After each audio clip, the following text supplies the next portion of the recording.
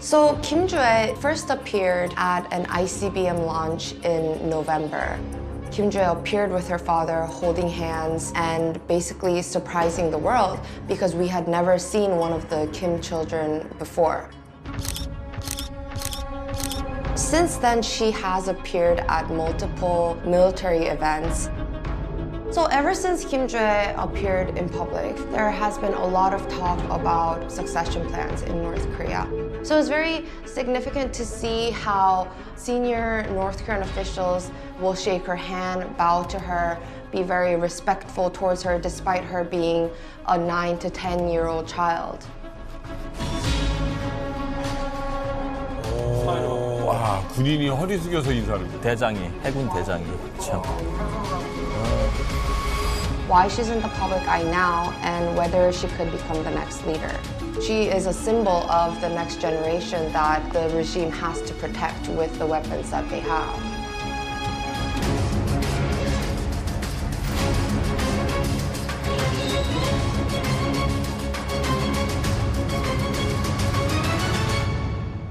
아빠 어디가 보는 것 같아. 진짜 북한판 아빠 어디 가죠? 그러니까. 우리 정보기관의 그 정보 판단이 처음엔 김조엔 후가자가 아니다였어요. 어딘가 아들이 있다. 그러다가 우리 정보기관의 정보 판단이 후계자의 가능성도 열어두고서 분석 중이다. 그런데 최근 후계자의 가능성이 크다라고 우리 정보기관의 정보 판단이 바뀌었어요. 3단계로. 그만큼 김주의 등장이 사실은 전 세계에 파란을 일으킨 거죠. 그러면서 김여정이 점점점 멀어지고 있는 거죠. 기가 막히다. 사실 외국인들의 반응을 보면 김주의 후계자설에 대부분 동의하는 것 같아요. 여기 보면은 나는 주애가 미래의 리더가 될 가능성이 높다고 생각한다. 김여정 덕분에 북한에서 여성의 역할이 많이 바뀌었거든. 여기 핵심인 것 같아요. 그래서 가능할 수 있어. 왜냐면은 갑자기 김주애가 등장했을 때는 북한 사람들도 뭐지? 근데 그 전에 김여정 그리고 현송월 그리고 심지어 이제 부인까지 등장하면서 정치 무대에서 여성들의 그런 지위가 올라간 상태에서 주애가 등장하는 것이 어쩌면은 롱런으로 봤을 때 주애를 위한 이제 밑작업, 미리 보여주는 그런 그림이 아닌가 저는 그렇게 보고요. 그러니까 마라톤에서 얘기하면 네네. 소위 이제 페이스메이커라고 하는데 그렇죠, 예. 뒤에 있는 진짜 선수가 완주를 할 수 있도록 그렇죠. 앞에서 먼저 끌고 나갔다. 그럼요. 페이스메이커들이죠. 그래서 북한에서 그 김주애에 대해서 이야기하는 걸 보면요. 첫 번째는 사랑하는 자제. 존귀한 자제. 심지어 이제는 샛별 여장군까지 이제 호칭을 줬거든요. 그 말은 뭐냐면은 북한에서 그만큼 김주애가 후계자 될 가능성이 점점 올라가고 있다라고 이제 보시면 될 것 같습니다. 그러고 보니까 이 열병식 때 주애가 등장했을 때 김여정은 저 멀리 구석에서 있었던 사진이 있었잖아요. 이때 사실 스포트라이트는 김정은, 리설주, 김주애가 다 받았잖아요. 심지어 리설주도 지금 한 발짝 물러서서 뒤에 걷고 있네요. 있어요. 뒤에 있고 와. 예. 네, 그래서 생긴 별명이 이제 모퉁이 공주라고. 원래 백두공주였는데 모퉁이 공주로 그냥 격화가 됐습니다. 이게 뭐야? 레드 모퉁이에 있으니까. 그러니까 저기 아까 구석에 있고 그다음에 이 세 사람 레드 카펫을 걸어가는 것을 갖다 멀찌감치 떨어져가지고 바라보고 있지 않습니까? 그리고 이번뿐이 아니라 같은 달 17일 광명성절을 기념으로 열린 이제 체육 경기 대회가 있었거든요. 맞아요. 거기서도 저쪽 구석에 가 있지 모퉁이에 않습니까? 있네. 중심에는 지금 김정은하고 김주애가 앉아 있고 이것만 봐도 이제 그 달라진 위상을 알 수 있는데 근데 이런 것도 있지 않겠어요? 사실은 우리가 자기 자리가 불안할 때 사진 찍으면 가운데서 찍으려고 하고 권력자가 쓰면 옆에 가 쓰려고 하지 자기 힘에 대한 확신이 딱 쓰는 순간은 사실 그렇잖아요. 진짜 부자들이 옷차림에 그렇게 신경 안 쓴다고 하잖아요. 오히려 어설프게 부자처럼 보이고 싶은 사람들이 명품과 뭘 들고 다니지 뭐 마크 주커버거는 맨날 그 늘어진 티셔츠 스티브 잡스는 폴라티만 입고 다녔다고 하는 건데 김여정 입장에서는 내 위치, 내 힘이 어느 정도다라고 확신이 쓰는 순간 어디에 있건 뭐 그게 그렇게 그거를 이제 개인이 그냥 스냅샷으로 찍었으면은 그렇게 우리가 이해를 할 수가 있는데 북한 정부의 공식 사진이잖아요. 제가 봤을 때는 이거는 약간 그 암묵적인 경고라고 봐요. 그러니까 이거 공개적으로 망신 준 거예요. 너 구석에 찍힌 거 만인들이 다 보게 내가 공개를 하겠다. 그러니까 까불지 마라 이거거든요. 다른 또 사진이 있는데 그 현지 시찰 사진도 있거든요. 딱 보니까 지금 아직도 모퉁이 어디야? 저 원리를 찾아라 저기 차 밑에. 원 안에 있는 게 이제 김여정. 확실해요? 확실해요? 근데 잘 안 보이는데 죠? 저걸 봤을 때도 마음만 먹으면 너를 프레임 밖으로 이제 아웃시킬 수도 있지만 일단 너를 프레임 안에 넣는데 구석에 모퉁이 공주를 내가 박아버리겠다. 그 말은 뭐냐면 까불지 마라라는 공개 경고인 것 같아요, 저게요. 저는 그렇게 생각하지 않는데요. 일단 구석에 밀려난 사진들에서 내가 위축되어 있다라고 보일 만한 행동들이 없었고 저희 광명성절에는 지금 끝에 있지만 2개월 뒤 태양절에 축구 관람할 때는 또 앞에 나와 있습니다. 이게 내 맘인 거야. 네. 왔다 갔다 그냥. 의도적으로 자기가 그냥 앉고 싶은 자리에 그냥 아무리 밀려났다고 해도 2개월 만에 이렇게 막 왔다 갔다 할 정도로 그럼. 자리를 이렇게 옮긴다라는 것 자체가 저기서 가운데 앉았어. 그럼 누가 와서 죄송한데 제 자리인데요? 누가 해? 그러니까 제가 봤을 때 자기가 그냥 서고 싶은 자리, 자기가 앉고 싶은 자리에 이 사진 앉는다고 묘하네. 저는 생각을 좀 많이 아, 23년 9월입니다. 북미회담 때. 가장 최근 사진 중에 하나죠. 가운데 있잖아요. 그러네. 완전 가운데요. 전략적으로 자기가 이제 그 상황에 따라서 빠져줘야 될 때 빠져주고 나설 때 나서고 낄낄빠빠를 잘하는 그런 사람인 것 같아요. 사실 김여정이 아직까지 뭐 담화문 발표하고 형식적인 권한은 가지고 있는 것으로 보여요. 그런데 김주의 등장부터 사진 프레임에서 자꾸 멀어져요. 그리고 그 멀어지는 거를 노동신문 본사정치보도반이라는 데서 그런 사진들을 골라서 내요. 노동신문에. 그러면 이것을 김정은이나 이설주가 원해서 밑으로 밀어낼까? 저는 그것보다는 아직까지는 김여정이 자기가 알아서 물러서는 거 같아요. 그러니까 이 피는 사랑은 아래로 흐른다고 주애가 크는 속도만큼 멀어지는 거예요. 그러니까 아버지가 딸이 조그마하고 이랬을 때는 나밖에 믿을 사람이 없었는데 이제 자기 가족도 그렇고 애도 크니까 아 이런 때는 내가 조금 빠지는 게 맞을 것 같다. 왜냐하면 장성택 처형도 보고 고모가 지금 은둔 상태에 처한 것도 다 보고 자기가 그런 일들을 만들었다고 이제까지 이야기를 한 거 아니에요 우리가. 그런데 자기가 계속해서 프레임의 중심에 서면 오빠가 아 얘가 딴 마음을 먹는 거 아닌가? 그럼 이설주도 이상하게 생각할 수도 있는 가능성이 있고 그러니까 자기가 지금 단계에서는 자기가 알아서 사진 프레임에서 빠지는 것으로 보여요. 그러니까 나는 오빠의 권위에 절대적으로 훼손이 안 가도록 내가 알아서 행동하겠다. 이런 메시지를 오빠한테 보여주는 것 같아요. 김여정은 독재자의 딸이잖아요. 그리고 독재자의 동생이고 그리고 동시에 백두혈통이고 그리고 동시에 수령의 정권과 4대 세습을 공고해야 되는 수령에 충직한 전사예요.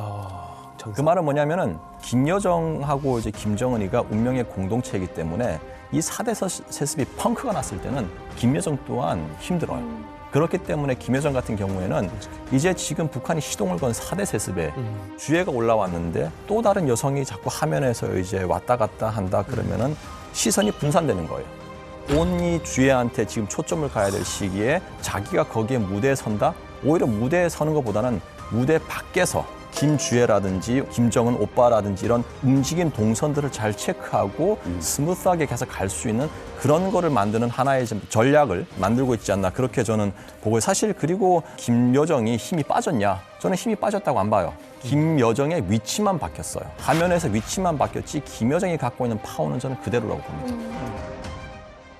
김정은이 군수공장을 시찰한 뒤로 한 여성이 보이죠? 백팩 메고 마치 무슨 혼자만 배낭여행으로 북한 온 관광객처럼 딴짓을 하고 있어요. 이게 힘이야. 사실은 저게 가능한 인물이 북한에서 있겠느냐. 편안해 보여. 바로 또 김정은이 앞에서 지금 그렇지. 그 시찰을 하고 있는데 저 뒤에서 지금 시선이 딴 곳을 보고 있잖아요. 그러니까 지도자가 보고 있는 곳과 다른 곳을 볼 수 있는 그 존재라는 거. 저 사진의 선택은 저는 김여정이 최종 정결자, 네. 최종 결정자가 김여정이 아니면 나는 이거 불가능한 사진이라고 봐요. 그렇죠. 김여정이 아니라 김주애가 하더라도 결국은 김정은의 가족이 권력을 장악할 것이다. 자, 그렇다는 건 김주애가 세습을 해도 김여정은 여전히 권력을 가질 수 있다라고 분석을 하고 있는 건데 주애가 만약에 4대 세습을 하게 된다면 그때 김여정의 위치는 어디에 있을 것인가. 김여정. 네. 이게 이제 또 가장 중요한 이야기잖아요. 그렇죠. 이 북한의 미래를 연구하는 학자들과 기자들 사이에서 가장 관심 있는 게 4대 세습을 누가 할 것인가 라는 질문에 궁금한 이유는 앞으로의 북한 미래는 어떻게 변화할까? 사실 그걸 보기 위해서 누가 키를 잡을 것인가거든요. 그런데 만약에 김주애가 아직 미성숙했을 때 아버지인 김정은이 죽어요. 그래서 불완전한 상황에서 김주애가 바통을 이어받았을 때 북한에서 가장 큰 영향력을 발휘할 사람은 한 명, 김여정. 그렇지. 그런데 이 북한에서 김여정의 존재와 마치 평행 이론을 이루는 듯한 사람이 있습니다. 누구요? 과연 그 인물은 누군지 저희들이 영상으로 준비했습니다.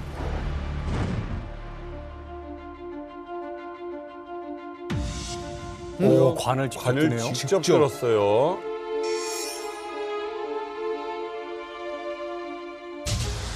김정은의 스승 현철해 동지입니다. 후계자 수업을 도맡아서 했던 인물입니다.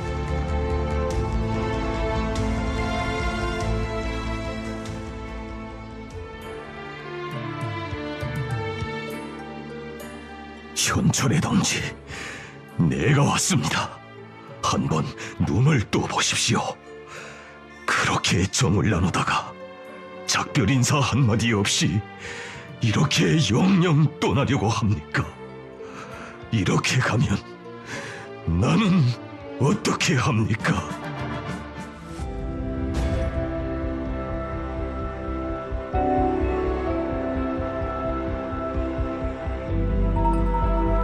기록 영화를 제작을 했습니다. 예.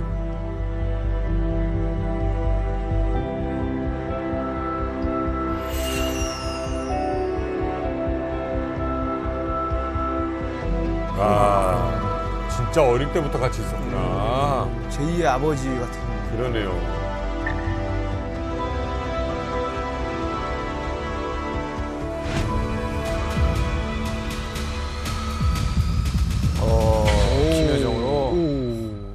마지막에 오, 되게 소름 돋는다. 마지막에 평행 이론의 주애와 김여정. 김여정. 와.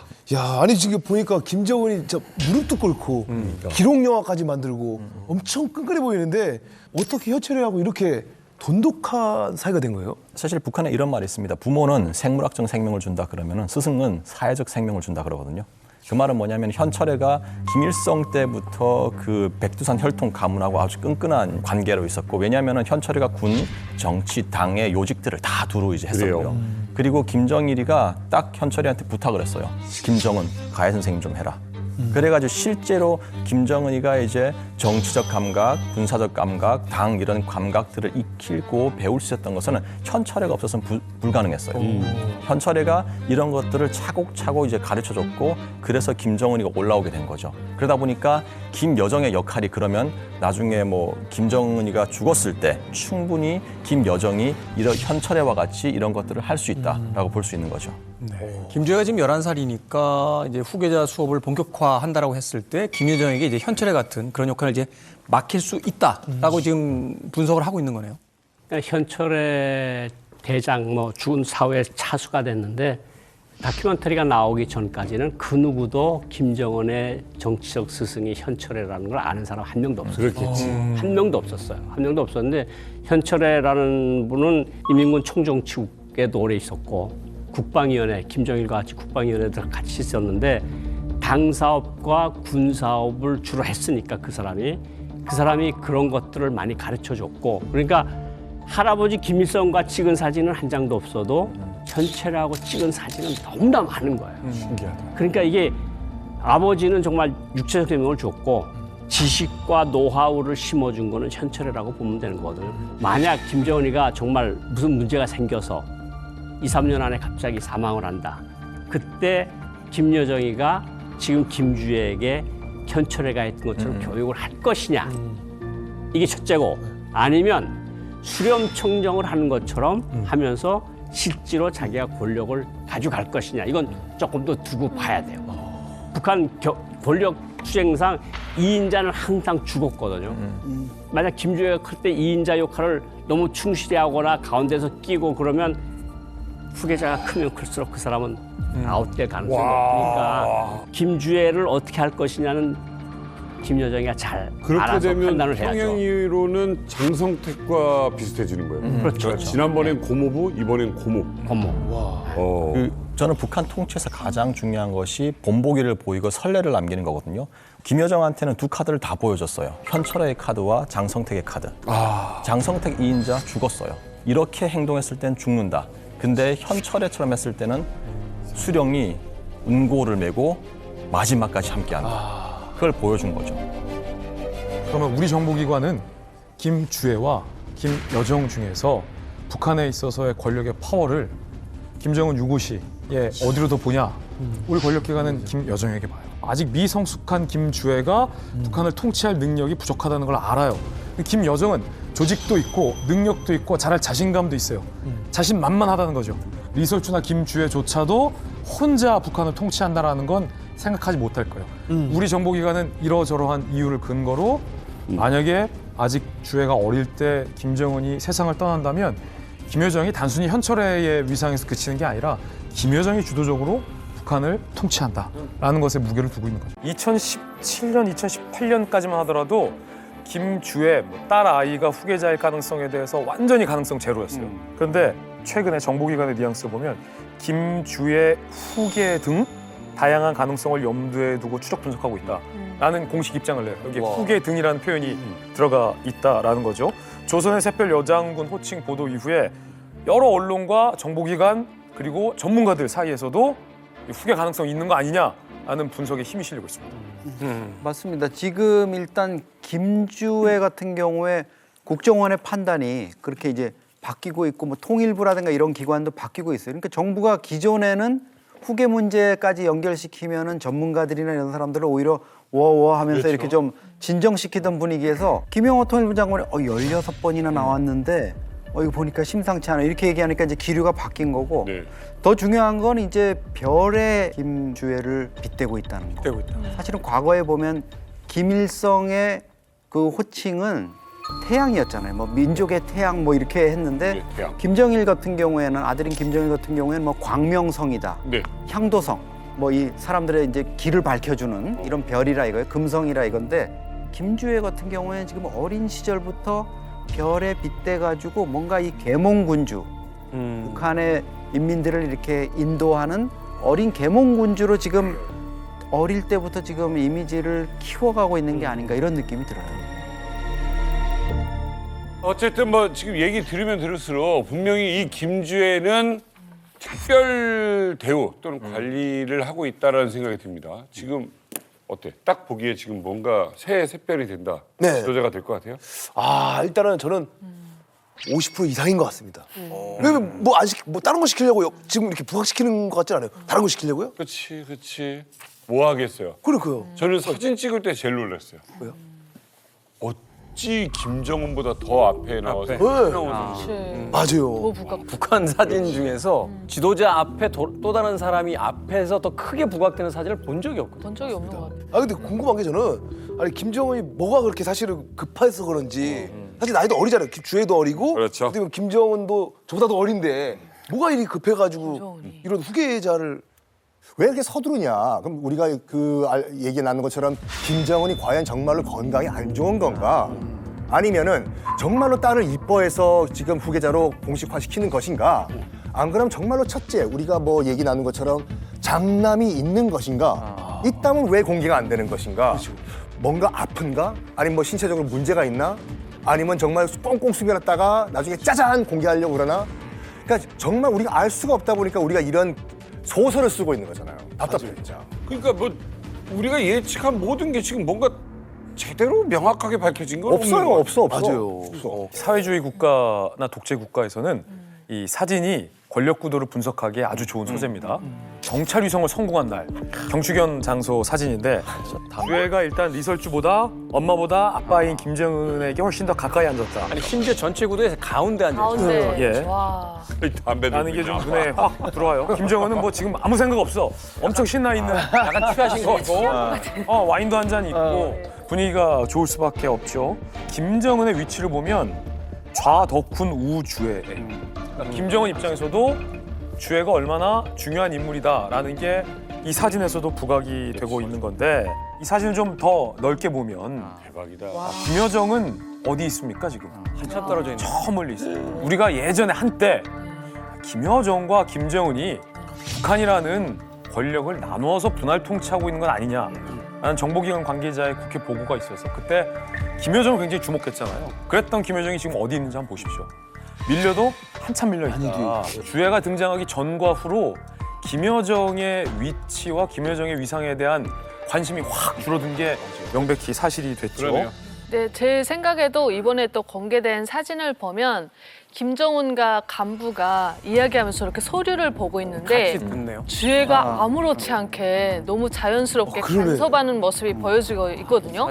저거는 정말 어마어마한 메시지를 준다고 봐요. 그래서 주애를 후계자로 내세우기 위한 밑밥 작업을 깔고 있고 또 영향력을 키워주려고 애쓰고 있는 걸로 보여지거든요. 사실 이제 우표 발행이라는 게 상당한 의미를 갖죠. 특히 우리는 요즘 약간 우표에 대한 관심이 이제 우편이 안 하니까 떨어졌는데 북한은 아직도 우표. 우리가 한 80년대, 90년대 우표에 열광하던 많이 모았죠. 시기처럼, 네, 그런 느낌인데 사실은 우표 발행은 약과다. 그거보다 더 중요한 결정이 있었습니다. 바로 작년 11월 18일 김정은이 딸을 처음 데리고 나타난 11월 18일을 북한이 미사일 공업절로 국가적인 기념일로 지정을 한 거죠. 자, 이게 처음 나타났어요? 데뷔잖아요. 역사적인 중요 전략무기 시험 발사장에 사랑하는 자제분과 여사와 함께 몸소 나오시어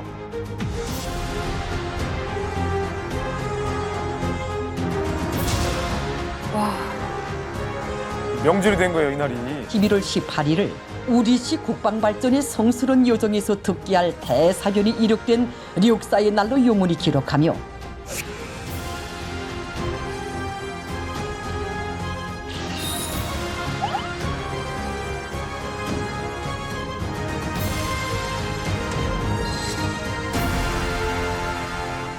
김주애가 나중에 진짜 후계자가 된다면 또 지도자가 된다면 11월 18일 전화를 아마 미사일 발전 ICBM을 현지 지도한 날로 아마 기록을 할 거예요. 그러니까 저게 기념일이 됨으로써 전화를 얘기하려면 매번 저 주애가 등장했던 거를 계속 보여주게 되는 거예요.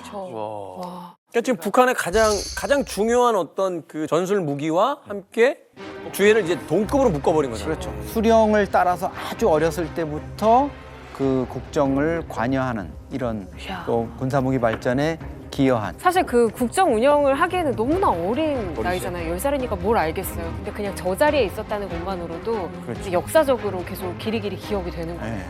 야, 이건 정말 그러니까 과거에 김정일이 등장했을 때도 저런 기념일이 생기진 않았거든요. 근데 주애 첫 등장을 저렇게 만들었다는 건 김정은이 어마어마하게 주애를 내세우고 있다고 볼 수 있는 것 같아요. 전 세계에서 가장 유명한 10살일 것 같아요. 10살 중에서 가장 유명한 아이. 일찍 좀 세습 작업에 들어간 게 아닌가 좀 생각이 드는데.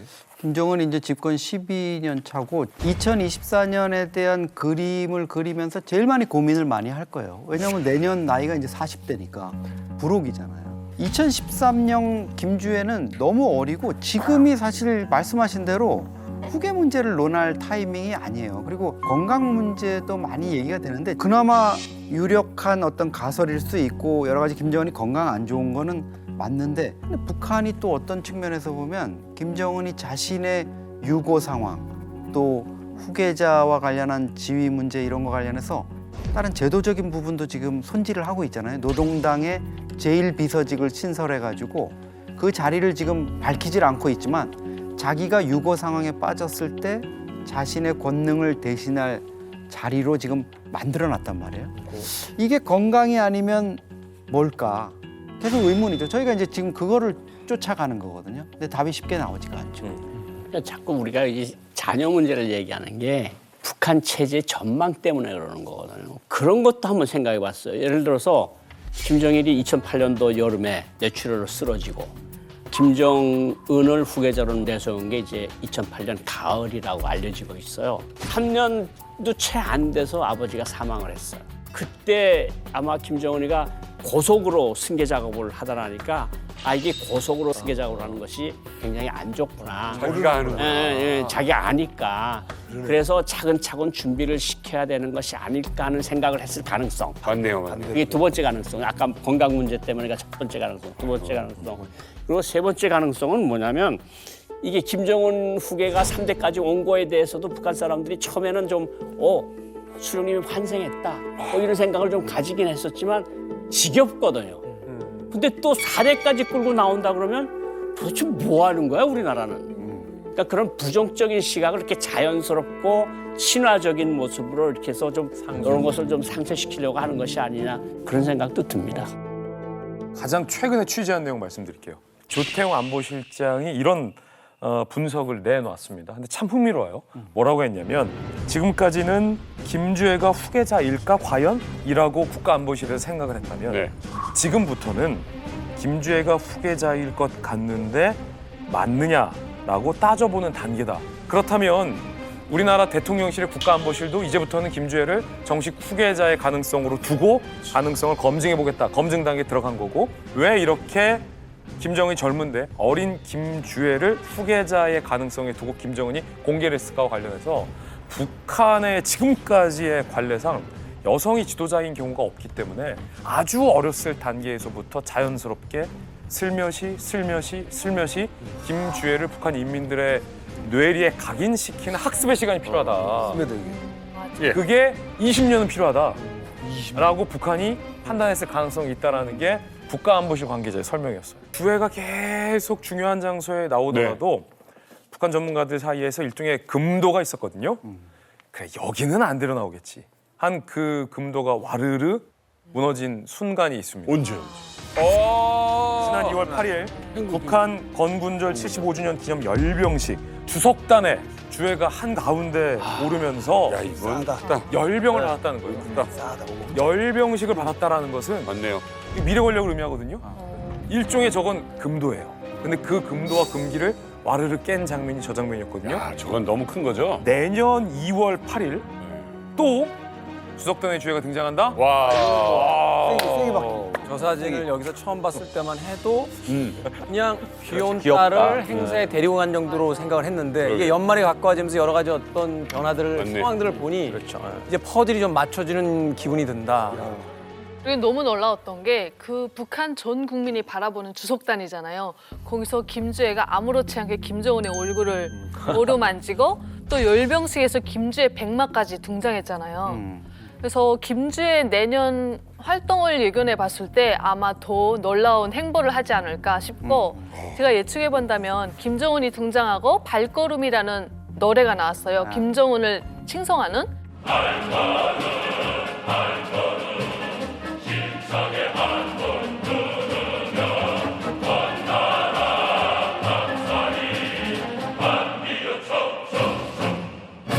그래서 아마 김주애를 칭송하게 만드는 노래가 나오지 않을까.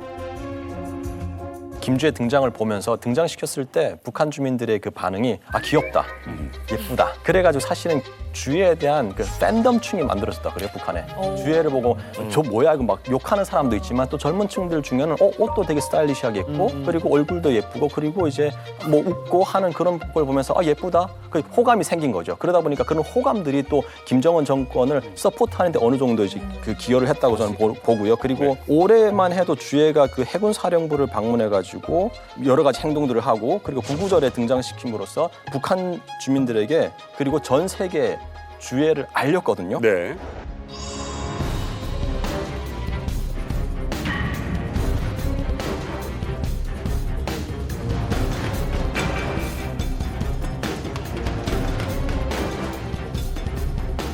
그러니까 걸음이 좀 불편한 게 아마 키높이 구두를 신었어요, 지금. 그래서 조금 불편해 보이거든요.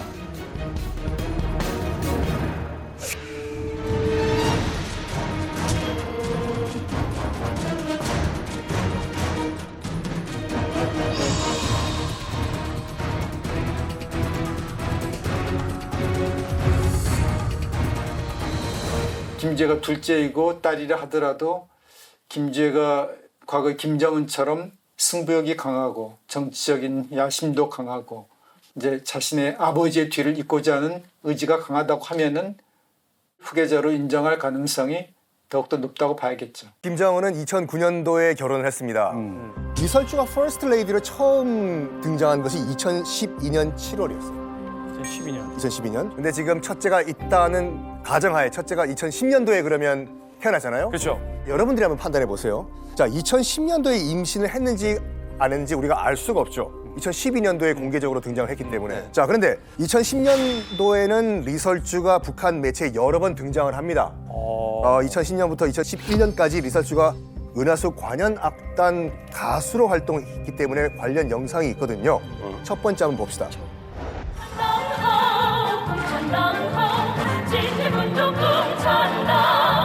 한복을 입었기 때문에 지금 임신을 했는지 안 했는지 여부는 알 수가 없어요. 만약 2010년도에 출산을 했다고 하면은 상반기에 출산을 했겠죠. 이건 출산한 이후의 모습이고. 야, 그래도 말도 안 돼. 산후조리를 저렇게 잘했다고 금방 붓기가 빠졌다고?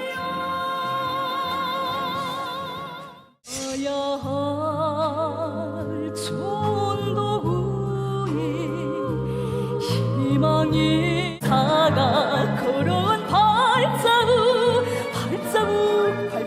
발자국 어머니 저국이 걸어온 승리의 그 길에 금거리 그 덕무가 마음에 들어 하지만 말 못해 아직은 말 못해 말 못해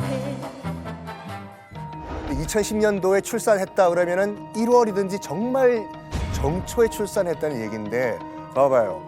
아무리 지금 북한이 막가는 국가라고 하더라도 출산을 한 직후에 여인을 바로 무대에 올렸다. 산후조리도 안 하고. 산후조리도 안 하고. 저는 좀 오만 게 그래도 백 대통령에 이제 지도자의 아이를 낳은 사람이 뭐 노래 시킨다고 무대에 서울까 북한이?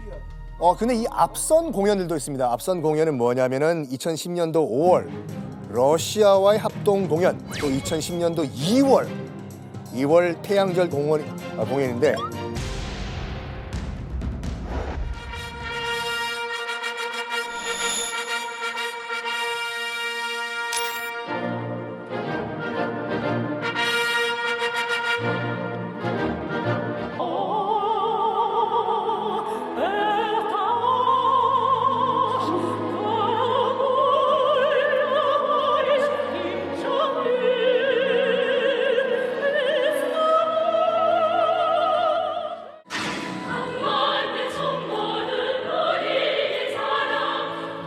메인도 아니고 저 뒤에 합창단이야? 단원들 사이에 있는 거예요?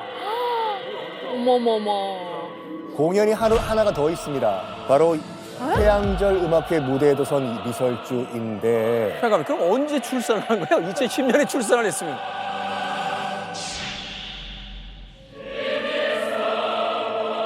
궁금한 게 2009년에 결혼을 했다고 했잖아요. 근데 결혼을 한 상태에서 저렇게 메인도 아니고 합창단원 사이에 껴서 맞아요. 2010년도에 자녀를 출산했다고 하면은 지금 현실적으로 1월이에요, 1월. 1월에 갓 출산한 여인을 지금 무대에 세웠다? 그건 좀 산후조리도 안 하고 이거는 아무리 봐도 무리가 있는 거죠. 아직 뼈도 안 아니, 붙었을 텐데. 북한 예술단은 그냥 뭐 연습을 10시간 넘게씩 매일 하는데 저 합창단이 제일 고생 많이 하는 걸로 저도 알고 있거든요. 근데 그걸 아기를 낳은 산모를 세운다는 것 자체도 말이 안 되는 거예요. 그러니까 그걸 떠나서 메인 롤도 아니고 합창단이니까 원오브 합창단인데 거기다가 북한의 가장 중요한 지존의 그 아이를 낳은 사람을 여기다가 세운다. 그건 말이 안 돼. 그러니까 아무리 북한이 막장 국가라고 하더라도 지금 저렇게 갓 출산을 한 여인을 무대에 세울 리는 없다 이거죠.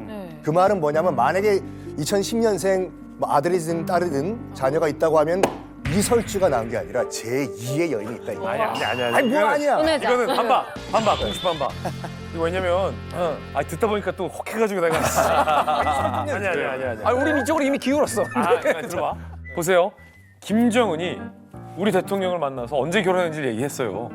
아버지의 강권으로 2009년도에 결혼을 했다. 하고 얘기를 해서 2009년 결혼설은 정설로 지금 풀이되고 있어요. 전해지기에 따르면 리설주가 결혼한 상태에서 임신을 했다. 하지만 김정은이 공식 후계자로서 데뷔하기 전 시기란 말이죠. 그러니까 그 이후에 5월, 6월, 7월, 8월에 한동안 5월 공연까지만 있고 2011년 공연이잖아요. 그 이후에 리설주가 공연한 영상이 없었다는 거죠. 그리고 한복을 입고 있었을 때는 어쩌면 임신 초기였을 수도 있겠다. 아니 근데 그러면 시기적으로 맞아요. 근데 아기를 출산을 하면 보통 15kg에서 17, 18kg 이렇게 찔 수밖에 없단 말이에요. 근데 그 짧은 시간 안에 저렇게 출산 전과 출산 후가 5월 공연이 있었고 또 11월 공연도 있었잖아요. 그러니까 거의 텀이 없는데 여기서 하나의 또 음모를 얘기하면 아버지의 강권으로 결혼했다? 이게 약간 의심스러운 게 뭐냐면 김정은이 혹시 결혼 전에 누군가와 관계가 있어서 이게 또 저기로 가는 또 전주기 맞습니다. 이게 또 나와? 자, 그러니까요. 그러니까 지금 이 다시 돌아와가지고 주애가 둘째고 첫째가 있다는 가정하에. 그렇지. 근데 리설주의 아들과 딸이 자녀가 아니다라는 가정하에 누구일까 그러면 이런 거 너무 재밌어. 자, 그러면 혼외자의 친모는 누구일까? 떠오르는 사람이 있어요. 있어요? 있어요? 현송월? 과연 현송월이 가장 가능성이 있는 인물은 바로 현송월 맞습니다. 바로 현송월 맞습니다. 현송월의 가능성이. 그러니까 진짜 부인의 비서를 사랑했네가 되는 거죠 이게요. 비서를 사랑했네. 가설이에요, 진짜 가설이요. 막장 드라마다. 그래서 김정은과 현송월 사이에 첫째 혼외자가 나왔지 않을까라는 추론이 가능한 거죠. 알만한 사람 중에. 근데 지금도 현송월이 활동을 하잖아요. 하고 있죠. 이게 리설주 입장에서는 용납이 되는 일인가요? 최근 평양이나 해외 나온 일리트 속에서 아니 처음에 난 아들이 정말 현송월과 난 사이에 난 아들이 아니냐 뭐 이런 말들이 돌고 있다고 그래요. 그러니까 이것을 보여주는 한 가지 영상이 있습니다. 이런 힌트를 받아낼 수 있는 영상이 있는데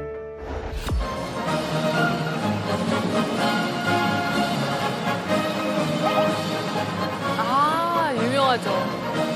홀몸이 아니라 그 산원에 인차 가야 할 몸이랍니다.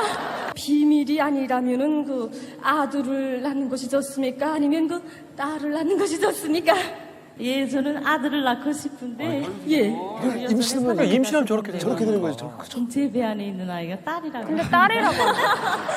저희 세대주는 마지막까지 지금 아들을 낳을 수 있다고 지금 믿고 있는데. 세대주? 예.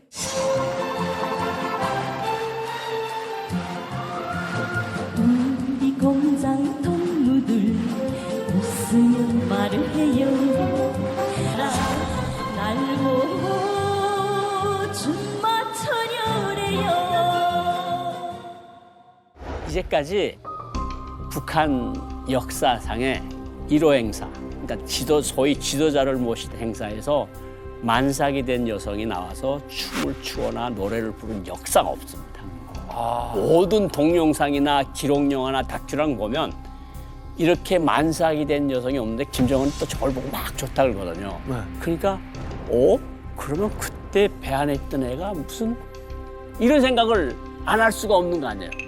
그런데다가 이게 현송월이라는 여성이 가수였는데 김정은이가 정권을 확실히 잡은 이후에 어떤 일들이 벌어지냐면 그냥 대위였던 여자가 모란봉 시범학단 단장이 돼요. 대위에서 대좌로 올라가요. 그러니까 우리 대위에서 대령으로 올라간단 말이에요. 네. 그리고 대령이 된 몸으로 예술단을 데리고 중국을 방문을 해요. 중국을 방문해서 김정은이 지시로 중국 방미 지도부를 위해서 예술 공연을 준비하는데 뒤에 배경 화면에 미사일이 올라가요. 그러니까 저건 너무 세계를 자극하니까 빼라. 그럼 못 뺀다. 거기서 왈가왈부가 벌어지는데 나 그럼 간다. 그러니까 지재령 대사가 주중 대사가 대령보다 훨씬 높은 직위 아니에요. 당연히 부부장까지 하던 사람이 나갔으니까 그러지 말라. 중국 당과 지도부를 위한 공연이 오늘 리허설이에요. 내일 저녁에 공연을 하는데 이렇게 가겠다면 어떡해. 내가 다 책임지겠어요. 싹 다 책임지겠어요. 간다. 대박. 그리고 그날 기차 타고 평양으로 갔어요. 예술단을 데리고. 무슨 일이 벌어졌겠어요. 김정은이 잘했다. 이게 보통 일은 아니잖아요. 믿는 구석이 있었네. 그러니까 한 여성이 김정일 죽은 다음에 고속으로 승진을 하잖아요. 그러니까 모든 사람들이 뭐야? 그럼 저 안에 배 안에 있던 애가 혹시 이런 생각을 평양 사람들도 한다는 거예요. 이거는 할 수밖에. 그런 배짱이 어디서 나와? 그러니까. 근데 현송월 애가 남자인지 여자인지 밝혀진 것도 없는 거죠. 밝혀진 것도 없어요. 영상에서 현송월이 그랬잖아요. 세대주. 세대주. 이 세대주가 혹시 김정은이고. 김정은이. 대박이다. 김정은이. 저도 이제 11살 때 진짜 그 음악 학원에 들어가려고 그 시험을 봤어요.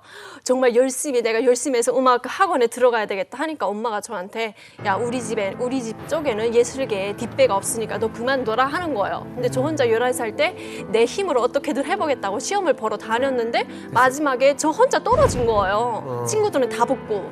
그래서 그 다음에 뒤에서 알아보니까 다 다른 친구들은 뒷배가 있고 또 $200 이상을 다 줬다고 하는 거예요. 네, 적어서 $200 이상. 200달러 안 주셨구나. 네, 그러니까 제 순위가 없어서 저는 떨어졌어요. 근데 이게 이제 우리는 지금 100불 한 배짜 우리 돈으로 뭐 한 13만 원 뭐 이 정도니까 뭐 200불 해도 이게 감이 안 오는데 북한에서는 지금 단순 계산으로 하면 월급을 보통 이제 3,000원 받는 사람도 있고 5,000원 받고 있는 사람도 있는데 5,000원 받는 사람 기준으로 해서 100불이면은 무려 14년을 모아야 100불을 모을 수 있어요. 14년을 모아야 100불을 모을 수 있어요. 그러니까 이게 말이 안 되는 금액이에요. 중요한 거는 뭐냐면 일반 주민들은 그냥 월급이나 받아가지고 사는 주민들은 맨날 근근히 먹고 사는 그 단계에 있을 수밖에 없고 이 뇌물을 적어도 거론할 수 있으려면 달러를 만질 수 있는 달러 수입을 만질 수 있는 달러로만 통일이 되니까. 그것도 자기도 돈을 버는 게 아니라 자기도 그 뇌물 비리 구조에 같이 들어가서 받아서 그거를 위에 고이다 그러잖아요. 북한 말로 고인다 그러잖아요. 상납하는 그런 구조 속에 들어가 있는 거죠. 사실 한때 평양에서 이런 말이 있었다 그래요. 평양은 3명의 여자가 이끈다. 김여정, 이설주, 현송월. 맞네요. 그래서 평양은 여인천하다. 심지어 그 아까 지금 말 타는 거 우리가 보았잖아요. 거의 백두혈통급이라는 소리예요. 예. 김정은의 눈에 비친 거는. 이건 진짜 엄청난 것 같아요. 엄청난 진짜 파워를 가지고 있는 녀석이다. 그러니까 위에서 검열 같은 거 막는다는 거 그거는 목을 내놓지 않고는 힘들거든요. 왜냐하면 김정은이 지시에 의해서 검열을 하는데 검열하지 마. 이러면 북한에서는 말하자면 검찰총장 보고 하지 마. 하지 마. 큰일 난다. 이러면 예 알겠습니다. 그런다고. 그러니까 사실은 권력이라는 게 핵심 실세다 뭐 이게 절대 권력자로부터 얼마나 가까이 있느냐 이런 거고 우리가 이제 그 내막을 모르기 때문에 결국 영상이나 이런 걸 통해서 이제 보는 거잖아요. 그렇죠. 이렇게. 그런 면에서 보면 지금 현송월을 능가할 사람이 없다. 2021년 4월에 김일성 생일 맞아가지고 이제 김일성 시신을 참배하러 일행이 갔는데 현송월이 나란히 그 패밀리들하고 나란히 지금 가고 있는 모습이 나오고 왜 있냐고 여기. 그래서 결국은 김여정이가 최고 실세였기 때문에 한동안 북한 노동당 간부들 사이에서 모든 길은 여정 동지로 통한다. 뭐 뇌물을 하든 인사청탁을 하든 거기로 해야 된다 이랬는데 이설주와 함께 이제 현송월이가 거기에 또 하나 이제 낀 거예요. 그래서 현송월 가지고 이제 최근 나오는 정보에 보면은 달밤의 솔밭길 뭐 이런 얘기가 있어요. 뭐예요? 이게 현송월을 의미하는 음어라는 거예요. 송월. 이렇게 해가지고 뭐 고위 간부들 사이에 은어로 이제 야 달밤의 솔밭길을 거쳐야 되는 거야. 뭐 이렇게 그만큼 현송월의 그 지위가 지금 높아지고 있다. 근데 유나 씨, 그 예전에 왔을 네. 때 그 나와서 듣던 현송월하고 지금 현송월 들어보니 어때요? 아예 다른 사람인 것 같아요.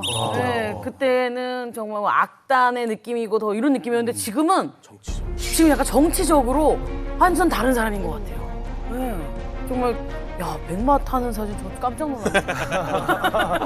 이 택시들이 달러를 주로 받아서 이제 이렇게 운영을 하고 이렇게 되는데 보니까 한 달에 한 대당 한 $500 정도씩 이제 기관에다가 상납을 하게 이렇게 돼 있으니까 이 자체가 지금 택시를 여러 대 이제 운영을 하게 되면은 상당한 거기서 이제 달러 수입이 나올 수 있고 그 이권을 지금 현송월이가 좀 차명으로 이거를 가지고 있는 것 아니냐 이런 의혹들이 북한 내부에서 벌어지고 있답니다. 지금 제기되고 있다. 아니 한 달에 $500을 낸다라고 하면 그 이상을 번다는 거잖아요. 네, 그렇죠. 훨씬 더 번다니까. 아니 9,000원을 버는데. 네. 그러니까 이제 북한에서 이제 택시 기사라고 하면 진짜 인기가 많은 직업이거든요.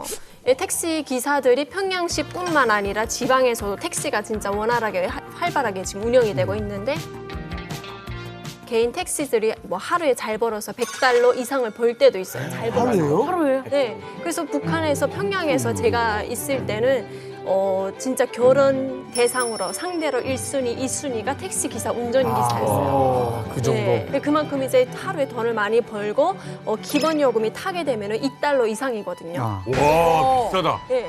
어마어마하게 비싸다. $2예요. 그럼 제가 뭐 100m 가도 $2를 내야 되고 당연히 뭐 북한 돈을 지불하기도 하는데 다 그냥 달러로 지급을 하는 그런 추세였고 택시 타는 사람들도 많이 늘어났었어요. 와, 총리보다 훨씬 수입이 이게 $500라 그러면 우리 돈으로 한 65만 65. 70만 원 뭐 기껏해야 그렇게 되니까 뭐 큰 돈이 아닌데 북한 돈으로 $500면 한 430만 원 돈이 되는 거예요. 430만 원이면 한 개 기업소, 중간 기업소 한 달 전체 근로자 월급 액수하고 같은 거. 그러니까 엄청난 돈이고 이걸 우리하고 계산을 하면 50-60만 원? 아이고 택시기사가 한 달에 50-60만 원을 뭐해? 근데 북한 돈으로 하면 400만 원이 넘는다. 와, 총리 월급이 9,000원인데 400만 원이라는 걸 생각을 해봐요. 아니, 좀 궁금한 게 있는데 아니 택시 그러면 북한 택시도 할증이 좀 붙나요? 네, 할증이 있어요. 그러니까 밤 11시부터 새벽 심지어? 5시까지는 할증이 붙어요. 2배로 붙어요. 근데 2배로? 사람들이 이제 급하거나 대중교통이 잘 되어 있다고 해도 11시부터는 대중교통이 다 끊겨요. 평양시가. 그리고 다 가로등도 다 전봇대 그것도 다 끄거든요. 그리고 그때부터 할증이 붙어요. 2배 이상으로. 2배 이상. 네. 가로등은 그럴 때 키라고 있는 건데. 그렇죠. 안 보여.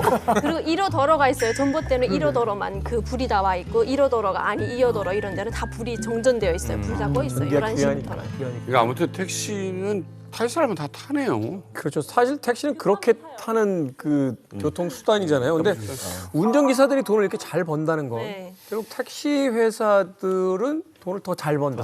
더 잘 번다라는 게 될 거고 그렇다면 택시가 돈이 된다는 걸 알면 북한에서 수많은 권력층들이 택시 회사를 쳐다보고 있을 텐데 그런데 아무리 문고리 권력의 핵심이라지만 현송월이 바지 사장을 두면서까지 택시 회사를 운영할 수 있다? 이게 현실적으로 가능한 겁니까? 가능하지 않은 일이죠. 그런데 북한 내부에서 야, 현송월이가 저거 위원장 곁에 가서 온갖 문화 사업을 다 독차지하더니 이제는 그 택시 회사도 그것까지 자기가 바지 사장 내세워서 다 해먹어 라는 얘기가 고위급들을 통해서 불만 사안처럼 터져 나온다는 거죠. 네. 그러면 어떻게 현송월이 택시 회사를 먹을 수 있었냐? 직접적인 문고리가 아니라 그 집 주인장의 입김이 있었다는 거잖아요. 근데 여기서 흥미로운 대목은 그걸 리설주가 뒤를 봐줬다는 얘기가 나옵니다.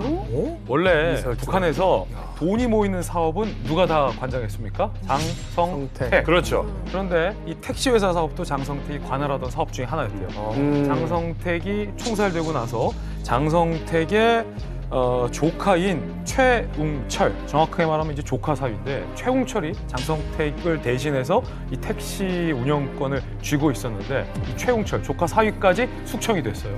그래서 이게 어디로 넘어갔냐? 리설준의 집안으로 이 택시 회사 운영권이 넘어갔다고 합니다. 이걸 두고 북한 일각에서는 김정은이 처갓집 챙겨줬다 이런 분석도 나오고 있었어요. 그래서 어쨌든 처가 쪽, 리설주 쪽에게 이 택시 사업 운영권을 챙겨줬는데 이 택시 운영권을 리설주가 나서서 현송월에게 넘겨줬다. 이런 분석이 지금 나오고 있거든요. 그래서 북한의 영부인 리설주라는 것은 어찌 보면 김정은 위원장도 함부로 못할 수 있는 처갓집인데 그 리설주가 넘겨준 택시 사업 불만이 있다고 하지만 현송월에게 직접 넘겨줬는데 거기에 아무리 높은 간부들이라도 직접적인 불만을 제기할 수가 아예 없는 분위기다. 아니 근데 이설주하고 현송월 둘의 사이가 좋나요? 왜 택시 회사 그걸 넘겨준 거예요? 처음에 로얄 패밀리 외에 김정은한테 스위스에 있는 김정은한테 전화를 건 사람은 오직 현송월밖에 없었어요. 실질적으로. 그거는 해당 기관들에서 다 알고 있는 사실이에요. 그러니까 둘 사이에 무슨 일이 있었는지 누가 압니까? 솔직히 말하면. 그냥 그런데 어쨌든 각별한 총애를 받고 각별한 신임을 받고 그런데 북한에서 김정일 시대, 아버지 김정일 시대 때 무슨 문제가 있었는가 하면 부인이 한꺼번에 4명이 있잖아요. 근데 이 사이에 투기는 절대로 안 돼요. 그래. 그거는 정말 질투는 칠거지약이야. 진짜 칠거지약이에요. 정말 맞습니다. 어디 지도자한테 감히 그런 거거든요. 그러니까 이설주도 어느 정도 일은 눈을 감는 것 같고 이설주하고 현성월 사이에 같은 악단 선후배 관계예요. 그렇지. 그러니까 뭔가 커넥션이 있어요, 둘 사이에. 그럴 바에는 자기가 믿는 그런 사이인 현성월이 가까이에서 모시는 게 낫다고 생각했을 가능성도 충분히 있고. 그렇죠. 에르메스 가방을 들게 됐어요. 그런데 최근에 현성월이 든 가방 사진 한번 볼까요? 얼마일까요, 유나 씨? 이 가방 얼마짜리일까요? 제가 지금 봤을 때 2015년보다 점점 가방이 비싸지고 있거든요. 네네네. 2,500이었어요. 근데 이제 요 전에 그 에르땡 그것만 네. 해도 이제 그게 한 2천만 원 중반선이니까 그것보다 아마 더 비싸졌을 것 같아요. 한 3천 중반 아닐까요? 3천 받고 또 더 큰 금액, 네? 더 큰 금액으로 싶은 게 3천 있습니까? 받고? 3천 받고 또 더 큰 금액, 네? 더 큰 금액으로 싶은 게 3천 있습니까? 받고? 이번 박로 때는 저렴한 중국산 제품의 가방을 든 걸로 확인됐습니다. 이거를 갑자기 왜? 이거를 여러 가지 해석하는 프레임이 있는데 우리가 지금까지 얘기해온 연장선에 생각해보면 지금까지 현성월에 대해서 이런 비리도 있고 저런 비리도 있고 불만, 볼멘 소리가 북한 안팎에서 막 제기되고 있고 까딱하면 날아갈 수도 있다는 걸 현성월이 알겠어요, 모르겠어요? 알죠. 그걸 느껴서 현성월이 어쩌면 이번 러시아 때는 제 수령님 그래도 제가 검소하게 이제는 과소비 안 하고 저렴한 가방 들고 다니고 낮은 자세를 취했다라고 해석할 여지가 있는 거죠. 북한 찐 상위 1% 김정은과 리설주의 명품 컬렉션입니다. 이거 재밌다. 이거 비싼데.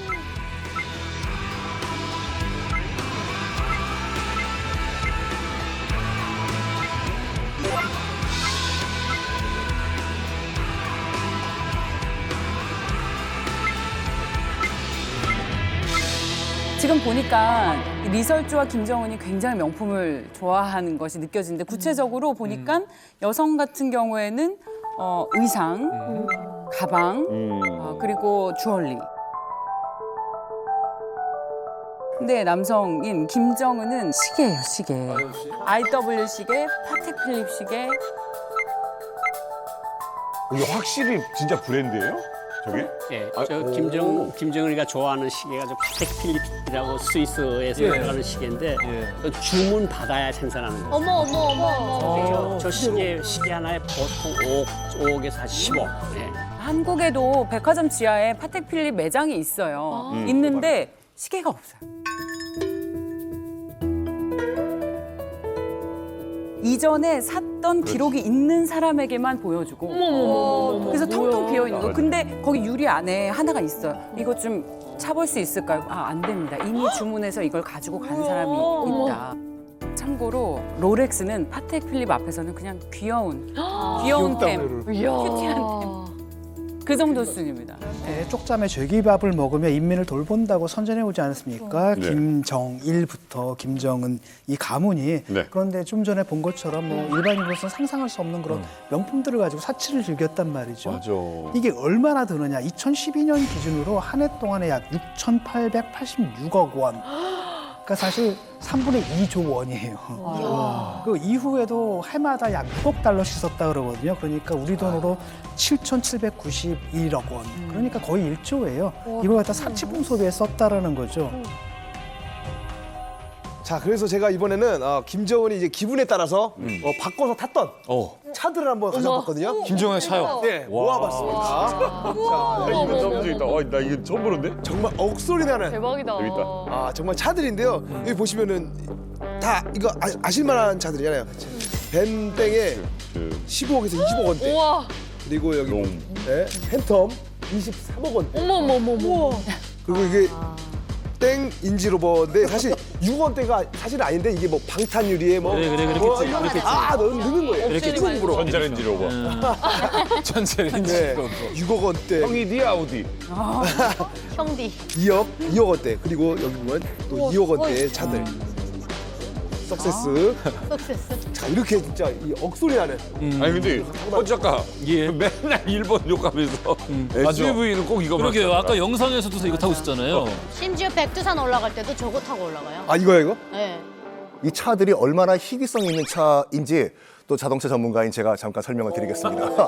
희귀성이 있구나. 지금 저기 머세디스 B 폴만 가드 S600이라는 거가 이 녹화 기준 오늘 제가 판매가를 체크하고 보니까 옵션 다 때려놓고 한 16억 나와요. 근데 16억을 갖고 있다고 해서 아무나 살 수 있는 게 아니야, 저게요. 1년에 10대 이하로 생산이 돼요. 한정판으로. 그래서 한정판으로. 그 옆에 있는 띠스로이스 팬텀 저 같은 경우에는 지금 23억이라고 돼 있는데 이렇게 보시면 돼요. 지금이야 아무나 탈 수 있지만 그리고 이게 철저하게 100% 주문 제작이에요. 그래서 전 세계 단 한 대도 똑같은 이 띠스로이스 팬텀은 없다라는 말이 있는데 한 세기 전만 하더라도 김정은이 아무리 돈이 많다고 하도 저거 팬텀 못 탔을 거예요. 왜냐면 롤스로이스가 저 팬텀을 판매할 때 일단은 이 통장 잔고 갖고 오라고 해요. 한화로 330억 이상을 갖고 있어야지 살 수 있는 권리를 줘요. 그리고 족보 갖고 오라고 해요. 직업도 봐. 직업도 보고. 족보를 가지고. 3대까지 다 봐요. 와. 3대 안에 범죄자가 있으면 안 돼. 못 사. 그래가지고 한 번은 윤리를 따지네. 네? 윤리를 따지네. 그러니까 우리 급이 안 되면 오지 마. 그렇죠. 아니 근데 저 자동차 가지고 워우워 하잖아요. 김정은의 이 정말 스케일이 다른 이 호화로운 생활은 여기서 끝나지 않습니다. 그 길이가 50m 정도가 넘으면 여투 중에서도 대형에 속한대요. 그렇죠. 그 대형 여투가 4개가 있답니다. 근데 그 50m 넘는 이 대형 호화 여투 한 대 가격이 얼마인 줄 아십니까? 얼마요? 105억이래요. 그게 한 4척 정도가 있고요. 80m가 넘는 완전 그건 진짜 초대형이죠. 하지도 않으면서. 초대형 그 호화 여투가 또 있답니다. 근데 그 외에도 소형 호화 여투들이 또 장착이 되어 있다고 합니다. 근데 문제는 그 80m 넘는 여투 위에 가판이 있잖아요. 거기에는 4명이 국제 경기에 마주칠 수 있는 그런 수영장 있잖아요. 규격에 수영장이 딸려 있고 미끄럼틀도 다 설치돼 있대요. 아무리 부자여도 개인은 수영장 딸린 요트를 안 사요. 그러니까 김정은은 유지비를 그만큼 많이 들면서도 이런 사치품을 산다. 유지비 다 공짜니까 김정은은. 이제 북한의 이제 그 리설주 같은 경우에는 샤넬 이제 마니아로 이제 알려져 있는데요. 리설주가 이제 공식 행사에 이제 나설 때마다 처음에는 솔직히 나섰을 때 블랙 이제 투피스에 이제 그냥 수수한 옷차림에 나섰는데 그 다음부터는 이제 뭐 디올, 샤넬 막 이런 클러치를 들면서 이제 사람들한테 이목을 끌게 된 거죠. 북한 초반에 이제 매체들 같은 경우에는 리설주 동지로 이제 호칭을 하다가 이제 점점점 나오니까 이제 리설주 여사로 이제 바꿔 부르게 되었고 그리고 이제 뭐 샤넬과 디올, 프라다, 구찌 같은 명품 이제 핸드백만 들고 다니는 게 아니라 발렌티노 코트 그리고 이제 티파니 목걸이 등 이제 고가의 그 기중품들을 엄청 소화하는 걸로 알려져 있는데 북한 일반 주민들은 꿈도 못 꾸는 그런 액세서리들이죠. 지금 우리가 저 퍼스트 레디 영부인이 너무 사치하는 것이 아닌가라고 약간 비판적으로 보는데 약간 서구 트렌드 따라하는 것 같아요. 왜냐하면 서구 같은 경우에는 오히려 영부인들이 사치하길 바래 국민들이요. 왜요? 진짜요? 미국에서는 그 퍼스트 레디 영부인은 어떻게 정의하냐면 퍼블릭 엔터테이너로 이 정의를 해요. 엔터테이너. 국가 공인 연예인이에요. 남편이 좀 칙칙하잖아요, 정치인들이. 그래서 부인이라도 약간 분위기 띄워달라. 홍보도. 예를 들어가지고 그 존 F 케네디 대통령의 부인이었던 제클린 케네디 같은 경우에는 그 발렌 띠띠의 매니아였어요. 맞아요. 그래서 그걸만 입고 다니고 심지어는 자기 남편 장례식, 존 F 케네디 장례식에도 발렌 삐삐의 정장을 입고 가가지고 대유행을 시켰어. 그리고 그 니콜라 사르코지의 부인인 그 이 카를라 브루니 같은 경우에는 복잡한 사생활은 말할 것도 없고 그 쇼메라고 하는 명품 그 보석 브랜드가 있는데 이거 매니아예요. 쇼메. 그래가지고 이 브루니가 무슨 쇼메 이 반지를 했다, 목걸이 했다, 프랑스에서 대유행을 하는 거야. 그리고 요거를 또 누가 따라했냐면 그 아시다시피 필리핀의 마르코스 대통령의 부인이었던 이멜다 여사가 이걸 다 따라했는데 아시죠? 안에 들어가니까 신발 3,000켤레랑 또 충격을 받았던 게 뭐냐면은 방탄 브라까지 봤어요. 방탄 브라까지 봤어요. 대체 어디다 쓸까? 총 맞으면 안 되니까. 갑옷을 입고 다니지. 왜냐면 이게 심장만이었으면 한쪽만 방탄이었을 텐데 양쪽이 방탄이었어. 그러게. 내 가슴은 소중하니까. 가슴 쓰지 마니까. 제클린 같은 경우에 자기가 뭐 명품을 사기 위해서 나라 돈을 갖다 쓰거나 그러진 않았어요. 그리고 카를라 브루니 같은 경우는 원래 이 사람이 모델이에요. 모델이었다가 가수도 하고 그다음에 이들은 이제 나름대로 패션 아이콘이 되잖아요. 그러니까 약간 문화적인 컨텐츠의 생산자 비슷한 건데 리설주 같은 독재자 부인들 같은 경우에 그런 게 아니라 이거 나라 돈으로 쓰거든요. 그렇죠. 다 인민의 피땀이죠. 자기 취향을 뭐 이렇게 세련된 취향을 과시하거나 이런 게 아니라 사실은 그냥 돈으로 처벌하는 거지 않습니까? 우리가 지금 얘기하는 그 독재자의 아내들이 좀 예쁘게 보이지 않는 것은 크고 화려하고 아, 나 지금 이거 명품을 입었어라는 것을 과시하면서 이것을 왜 굳이 이렇게 계속 하느냐라고 봤더니 사람들을 압도해서 굴복시키려는 거. 그래요. 이렇게 부자템, 명품 입었고 맞아. 가구도 굉장히 이렇게 럭셔리한 것들을 하면서 이봐, 너네는 부가 영원할 수 있어. 우리처럼 살 수 있어. 이런 걸 사람들한테 은연중에 심어주려고 하는 독재자 부인의 그런 계산도 있지 않나라는 해석도 나오고 있습니다. 그 명품이라는 게 이제 두 가지 의미가 있는 거거든요. 어떤 사람한테 일종의 문화예요. 내 맞아요. 취향을 네. 과시하고 그렇죠. 내 자신을 자기 자신을 노출하는데 이 브랜드가 나한테 필요해. 그래서 하는 경우가 있고. 근데 이제 그 정도까지 가려면 상당히 오랜 기간이 걸리거든요.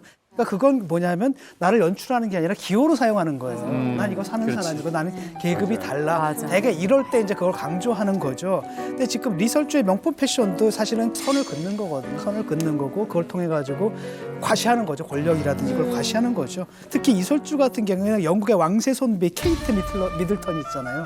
이 사람을 많이 흉내낸다고. 이 사람과 지금 컨셉이 상당히 좀 비슷하게 가는데 아마도 이제 그렇잖아요. 화보 찍을 때 레퍼런스 하듯이. 맞아, 초록색 이런 자기들도 것도. 이제 레퍼런스를 삼는 게 있겠죠. 근데 북한 같은 경우에는 그게 아니라 약간 봉건적인 위신제예요, 이게. 그래.